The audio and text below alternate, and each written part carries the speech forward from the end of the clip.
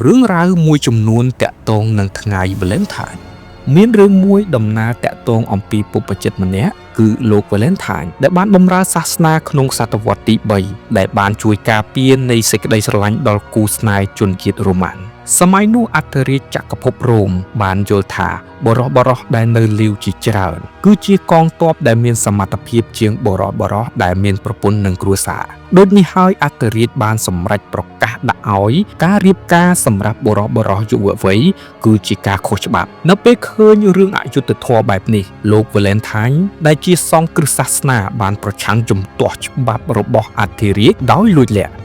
ដោយលោកជួយរៀបចំសំគុំពិធីរៀបការឲ្យគូស្នេហ៍ក្មេងៗជាសម្ងាត់ក្រោយពេលអធិរាជដឹងរឿងនោះក៏បានបញ្ជាឲ្យចាប់លោក Valentine ដាក់គុកនិងកាត់ទោសប្រហារជីវិតជាមួយគ្នានោះគឺមានរឿងដំណាលមួយទៀតថាលោក Valentine ត្រូវបានកាត់ទោសពីបទប៉ុនប៉ងជួយសង្គ្រោះអ្នកទោសគ្រឹះបរិស័ទឲ្យរត់គេចពីគុកដ៏សាហាវក្នុងសម័យរ៉ូមដែលជាកន្លែងវាយធ្វើទារុណកម្មតាមរឿងដំណើរដដែលបានឲ្យដឹងថា Valentine បានកើតក្តីស្រឡាញ់ដំបូងជាមួយនារីវ័យក្មេងប្រហែលជាកូនស្រីរបស់ឆ្មាំគុកដែលបានមកសួរសុខទុក្ខគាត់ពេលគាត់ជាប់ទោស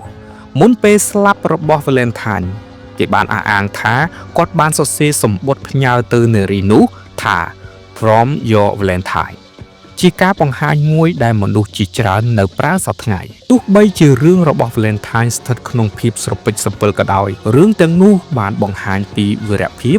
និងមនោសញ្ចេតនារបស់ Valentine រហូតមកដល់មជ្ឈិមសម័យដោយគេឈ្មោះនោះហើយធ្វើឲ្យ Valentine ក្លាយជាបុគ្គលមានប្រជាប្រិយភាពម្នាក់នៅប្រទេសអង់គ្លេសនិងបារាំង